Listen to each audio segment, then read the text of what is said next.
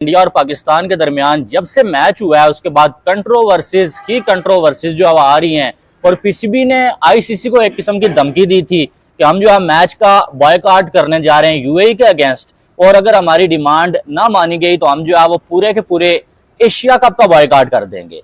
और सब जो है क्या कहते हैं डिमांड है उसको रिजेक्ट किया जा रहा है और वो रिजेक्ट कर दिया गया आईसीसी की तरफ से वो ऑफिशियली।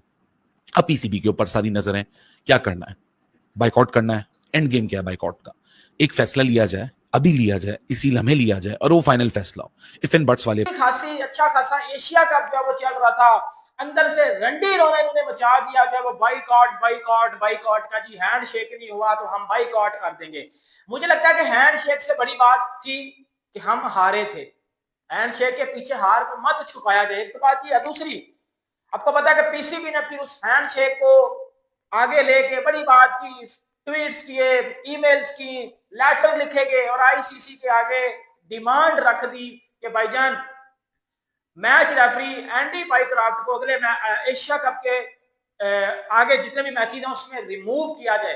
मैच रेफरी कोई और रखा जाए, उसको नहीं रखा जाएगा, वरना हम बाइकआउट कर देंगे। बहुत बड़ी डिमांड, टूर्नामेंट से बाइकआउट कर देंगे।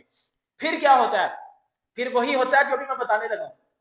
आईसीसी इस डिमांड को रिजेक्ट कर देता है। बहुत बड़ी ब्रेकिंग न्यूज, आईसीसी ने मोहसिन नकवी की डिमांड को बिल्कुल जो है वो रिजेक्ट कर दिया है कि मैच रेफरी को एशिया कप से रिमूव कर दिया जाए। एक जलालत अभी खत्म हुई नहीं थी, दूसरी जलालत हमारे जो है वो मत्थे पे आन पड़ी है। एक इंडिया वर्सेस पाकिस्तान का जो है वो अभी दुख खत्म हुआ नहीं था और दूसरा दुख हमें जो है वो आन पड़ा है। इतना जो जलालत हमें एशिया कप में हो रही है, इस तरह की जलालत हमने कभी अपनी जिंदगी में होते हुए नहीं देखी। एक जो है पाकिस्तान इंडिया से हारा, दूसरा जो है उनकी डिमांड्स पूरी नहीं की गई और अब जो है मोहसिन नकवी क्या फैसला लेंगे कि उन्होंने बाइकआउट का फैसला किया था, अब क्या वो बाइकआउट को कंटिन्यू रखेंगे या फिर आगे जो 21 तारीख को इंडिया वर्सेस पाकिस्तान का जो फिर से मुकाबला आ रहा है उसमें जो है वो खेल के तो इंडिया को भरपूर जवाब देंगे कि भाई आपने हमसे सलाम नहीं किया, हैंडशेक नहीं किया, हमने बाइकआउट का कहा था, हमने बाइकआउट भी नहीं किया, अब हम आपसे खेलेंगे और अब आपका पूरा मुकाबला करेंगे। पाकिस्तानी माम से बात करते हैं, सर क्या कहेंगे? आईसीसी ने बिल्कुल जो है वो रिजेक्ट कर दी है डिमांड जो हमारे मोहसिन नकवी ने रखी थी कि भाई मैच रेफरी को रिमूव कर दें, और आईसीसी ने वो रिजेक्ट जो है वो कर दी है डिमांड। क्या कहेंगे कि जलालत पे जलालत प्रोग्राम ही हो रहा है हमारा? तो देखें, सबसे पहले तो वकास भाई ये बात है कि अगर तो चेयरमैन पीसीबी ने ये कहा था कि हम नहीं खेलेंगे तो अभी तो कल मैच है, अब उसका क्या करेंगे? तो वो नहीं खेलेंगे तो फिर तो हम जो है वो सुपर 4 में भी नहीं जा पाएंगे। वही ना, अगर हम कल मैच नहीं खेले तो उनका यही मतलब है ना कि हमने मैचेस ही नहीं खेले। इसका मतलब वापस सारी पाकिस्तान टीम वापस आ रही नहीं खेलेगी। अगर खेलते हैं तो फिर वही हमारी जो बेइज्जती है वो अरूज पे पहुंच जाएगी। थूके चाटने वाली बात है। या तो फिर इस तरह की बात ही ना करते, सिर्फ यही डिमांड करते कि भाई इसको रिमूव कर दे, हमें इस पे एतबार नहीं। ये वाले वर्ड नहीं कहने चाहिए थे कि भाई हम आगे नहीं खेलते। ये कहते हैं कि भाई उसको रिमूव करो, ये ना कहो कि भाई हम बाइकआउट करेंगे इससे।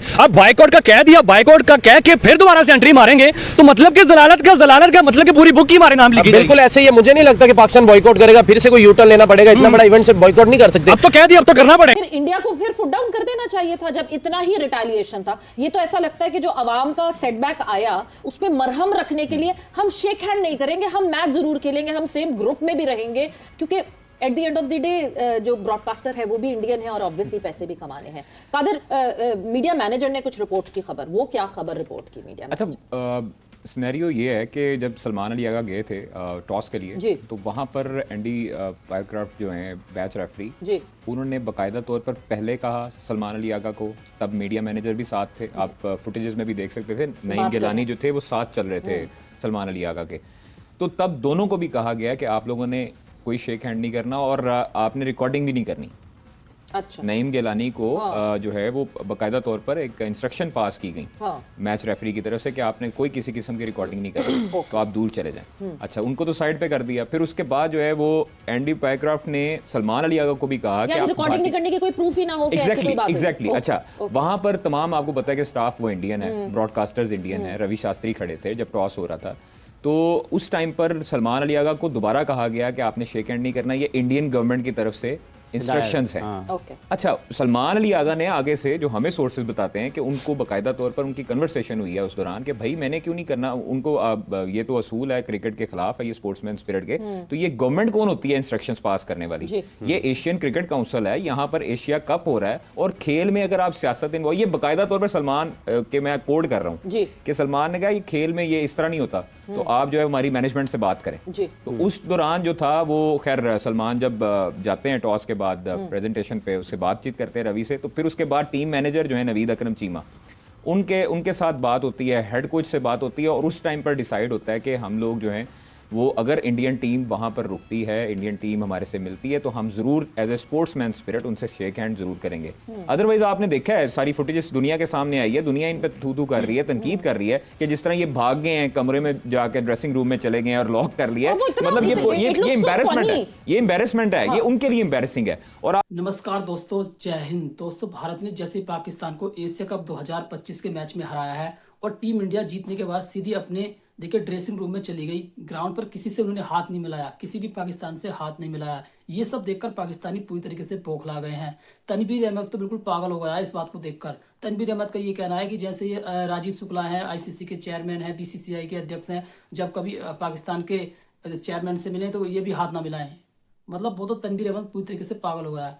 भाई एक बात सुनो, हाथ ना मिलाना इतना बड़ा इशू नहीं होना चाहिए। पहले अपने आप को आप देखना चाहिए कि आपने हरकतें की कैसी हैं। इससे पहले पिछले 1-2 महीने में भारत और पाकिस्तान के बीच जो तनाव रहा है वो क्यों रहा है, मतलब उसका कारण भी तो जानो पहले कि हाथ क्यों नहीं मिलाया गया आपसे। हरकतें जब तक सुधारोगे नहीं, ऐसे ही इधर उधर फेंक दिए जाओगे, कोई हाथ नहीं मिलेगा। टीम इंडिया क्या, इंटरनेशनल तुम्हारी बेइज्जती होगी, कोई भी टीम तुमसे हाथ मिलाने को तैयार होगी नहीं। आप मीडिया का रिएक्शन देखिए पहले, मैं मिलता हूँ वीडियो के एंड में। यार इतना अच्छा एशिया कप हो रहा था और उसमें बीच में ये भिंडी पकोड़ा डालना जरूरी था आपने, क्योंकि आईसीसी ने पाकिस्तान की जो अपील थी उस मैच रेफरी को हटाने की वो रद्द कर दी और ये बहुत बड़ा जूता पाया है पाकिस्तान के मुंह के ऊपर। और उसके अलावा जो एसीसी एशियन क्रिकेट काउंसिल है उन्होंने भी पाकिस्तान की धमकी को उड़ा के रख दिया कि हम ये, जब पाकिस्तान ने कहा ना कि भाई आप वो मैच रेफरी हटाइए वरना हम बॉयकॉट करने वाले हैं, तो एसीसी वाले कहते हैं कि धज्जियां उड़ जाए यहाँ पर, अगर पाकिस्तान बॉयकॉट करता है तो पाकिस्तान के ऊपर सैंक्शंस लगेंगे, पाकिस्तान के ऊपर बहुत बड़े बड़े जुर्माने लगेंगे। हालांकि एसीसी के जो चेयरमैन है वो पाकिस्तान क्रिकेट बोर्ड के भी चेयरमैन है, मोहसिन रजा नकवी साहब। यार उनसे बड़ी उम्मीदें थी पाकिस्तानी को, पूरा पाकिस्तान उनके पीछे खड़ा हो गया कि अब मोहसिन नकवी साहब कुछ कर देंगे, अब मोहसिन नकवी साहब ये पर। वो मोहसिन नकवी बेचारा क्या करे, वो कहता है कि भाई उधर तो चाचा बैठे हुए बीसीसीआई में, वो बीसीसीआई का जो आईसीसी वाला है ना वो कौन है, जय शाह, उधर तो मामा बैठा हुआ है इनका, वो इसको कौन रोकेगा। जय शाह दिखने में आपको बताऊं बहुत छोटा है, दिखने में शायद वो आपको एक नॉर्मल जो है वो एक इतने साइज का लगे, ठीक है, इतने साइज का, लेकिन वो असल में चीज है इतने साइज की।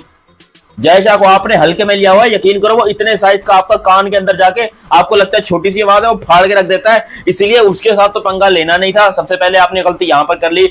अब यहाँ पर एशिया कप में पाकिस्तानी क्रिकेट टीम के साथ होने वाले नामुनासिब रवैये पर अब एशियन क्रिकेट काउंसिल ने एक्शन लेने पर गौर करना शुरू कर दिया है, क्योंकि पाकिस्तान की जानिब से दबाव डाला जा रहा है कि इंडियन प्लेयर्स के ऊपर जो है सख्त एक्शन लिया जाए और उन पर जुर्माना भी आयद किया जाए।